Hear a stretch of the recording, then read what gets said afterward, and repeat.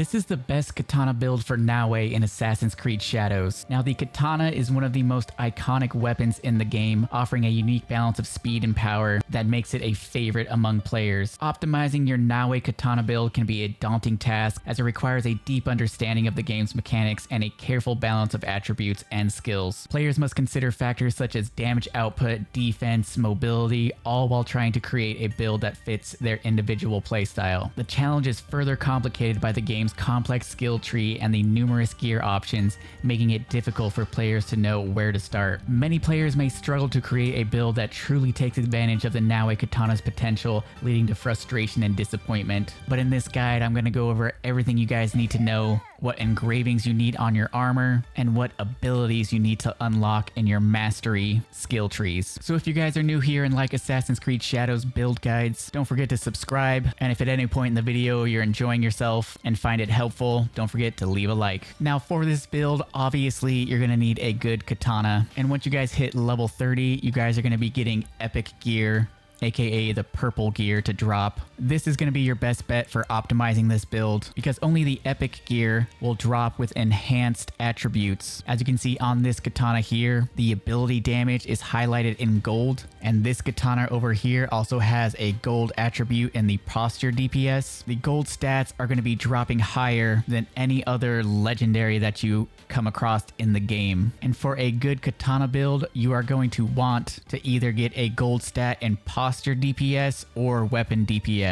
Mainly you want to shoot for posture, but since these drops are random, it may take you a while to get. So if you can only find one with a weapon DPS that's gold, that will work as well. Now before we go any further, you guys probably need to check out this video right here. This video goes over how to specifically farm weapons and armor so that way you can get the right engravings and the right gold stats that you need. I go over it in depth in this video, but the short version of this is you guys need to be taking advantage of the manual saves. Every time the season changes, the gear vendors refresh their inventory, and they do sell really good epic gear that comes with these gold stats. So all you guys are going to need to do is when the season changes, go to a gear vendor before you talk to them, manually save your game, and then look at the katanas that they have. If they do not have a katana with a good engraving and a golden stat, then you need to reload your manual save and then talk to them again, and they will have a bunch of random weapons when you talk to them again. So make sure you are taking advantage of that manual save, because once you talk to them for the first time, their gear won't refresh until the next season. And it doesn't matter if you go to a different gear vendor, all of the gear vendors for that season are going to be carrying the same weapons and armor. So this is the katana that I am using, the fortified katana of wounding. As you can see, I don't have a golden stat. I'm still searching for my golden posture DPS, but this did come with the engraving plus 15% critical damage per adrenaline chunk filled. And since this build is all about doing damage with the katana, we're not necessarily going to be spamming our abilities, so I'm going to have 2 to 3 adrenaline chunks filled at all times, so that's going to be a plus 45% increase to my critical damage. And then I went to the forge and engraved a plus 30% critical chance when hitting vulnerable enemies. Now with my skills in the mastery nodes that I have unlocked, it's going to be very easy for me to make enemies vulnerable, and those critical strikes are going to up my DPS. So once again, when you guys are looking for a katana, make sure it has a golden posture DPS and it comes with a damage perk. If we look at the engravings on the katana, you're going to want to go over to the damage tab, and this one right here is also really good. 24% damage when hitting vulnerable enemies. Basically, the engravings that are going to up your critical hit chance are going to be really good. And if you don't have them unlocked, all you need to do is go over them and they will tell you right here on the side where you can find these engravings. Now, as for your headgear, you can also get gold stats on these. As you can see, I don't have one for my headgear. I'm still looking for a good one. Ideally, I want a gold stat in the critical chance, but this did drop with a good engraving plus 24% damage when hitting vulnerable enemies. And like I said earlier, we're going to be making enemies vulnerable all the time. And then I added another engraving, the same one that was on my katana, plus 30% critical chance when hitting a vulnerable enemy. So once again, we are just stacking up that critical hit chance and that extra damage on these vulnerable enemies. Then on my chest piece, this one dropped with a really good perk, a plus 60% posture damage on next hit after using abilities. And then I also engraved another plus 50% damage on next hit after using abilities. So this stacks a massive amount of damage. If you don't have these certain engravings, just go over to the damage tab and you're going to want to put on one of these engravings that ups the damage or the critical chance. Now for my trinket, I am using the legendary Oni's Bite legendary trinket. Comes with the engraving plus 2% critical damage per mastery point in Katana. And we are basically going to be maxing out our Katana skill tree. And we also have a plus 15% damage per non-legendary gear equipped. And that legendary engraving comes from the Oni's Fury. So you guys can just go on YouTube and look up how to get Oni's Fury legendary trinket and how to get Oni's Bite legendary trinket, so you can engrave both those perks onto the Oni's Bite to up your Katana damage even more. Now we're going to get into the mastery trees, which is very important. First up in the Katana skill tree, you need to get every single one in this. As you can see, I've got a full mastery, unlocked everything. Things you want to prioritize in the Katana tree is the tidal wave, because after doing this ability, you're actually going to make enemies vulnerable with this, and once they're vulnerable, they're going to be taking a lot of extra damage. And you're also going to want to prioritize unlocking the counterattack skill tree, because once you max this out, you get the hardened perk and you can actually counterattack unstoppable attacks, and it will increase the damage by 60%, which is really good. Then I'm also using the guard breaker ability, but I don't really use it because, like I said, the more adrenaline chunks we have, we're actually going to be doing more damage from our trinket. And then you're going to want to prioritize the global passives. The melee expert, going to increase your damage with melee weapons, and the momentum builder node, another global passive which increases damage with consecutive hits by 6%. After you get those, just work on unlocking everything else in this skill tree. Moving on from there, we have the Kusarigama skill tree.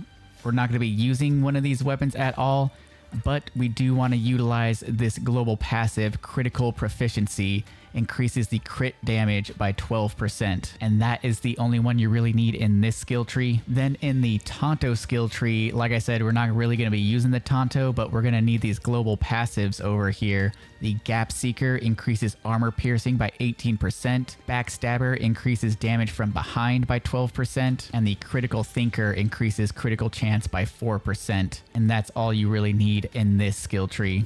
Then in the Assassin skill tree, we have some global passives over here. Once again, Executioner increased damage on vulnerable enemies by 12%. We've got Nightcrawler increases damage during the night by 12%, which is just free damage whenever the sun goes down. And you have Frontrunner increases damage while health is full by 12%.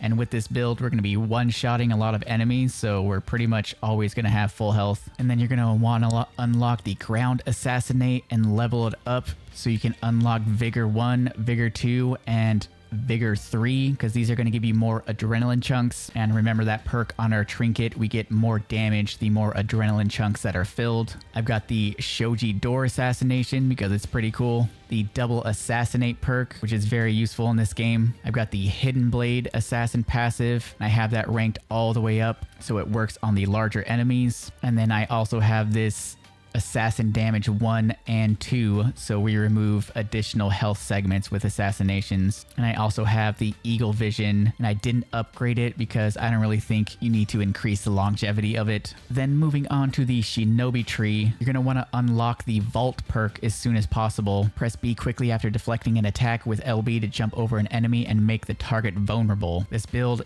is all about making enemies vulnerable so that we can increase our damage with our posture attacks. And as you can see in the footage right here, after you leap over them, you'll actually be behind them, and we have that passive damage buff where we do more damage to enemies from behind. And then you're going to want to rank that up to Destabilizing Vault, increases the critical chance by 25% over 10 seconds after Vault.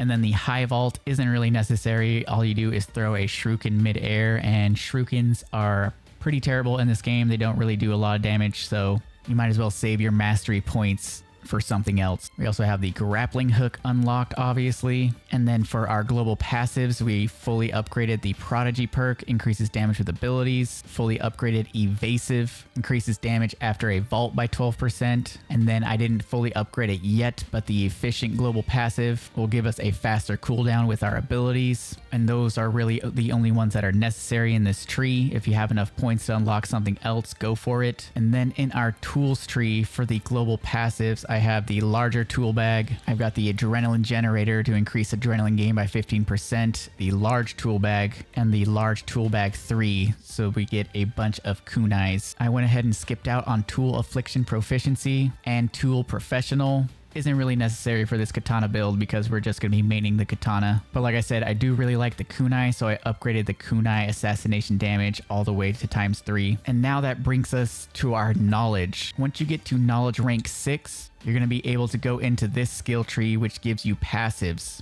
And I fully upgraded the damage on vulnerable enemies, took 20 mastery points and increased damage when hitting vulnerable enemies by 30%. And I also have damage with posture attack. This also takes 20 mastery points. I've only had enough to upgrade it 7 times. And then I haven't even unlocked knowledge rank 7 and knowledge rank 8. And I'm still doing an insane amount of damage, but they also have damage with melee weapons, critical damage, critical chance, and another global damage buff. So this build isn't even fully perfected, and in the background gameplay you can see me just walk straight into castles, straight into restricted zones, purposely let the enemies ring the bell and summon the most powerful enemies like the guardians and the elites, and it doesn't even matter because I'm just one banging most of the enemies, and if the enemies got a lot of health segments, then it just takes like 2 extra hits to take them down. So this is by far the best NAOE Katana build as of right now. If you guys enjoyed this, subscribe to the channel, leave a like if you found it helpful, go check out my other builds on the channel, and I'll see you guys in the next build guide.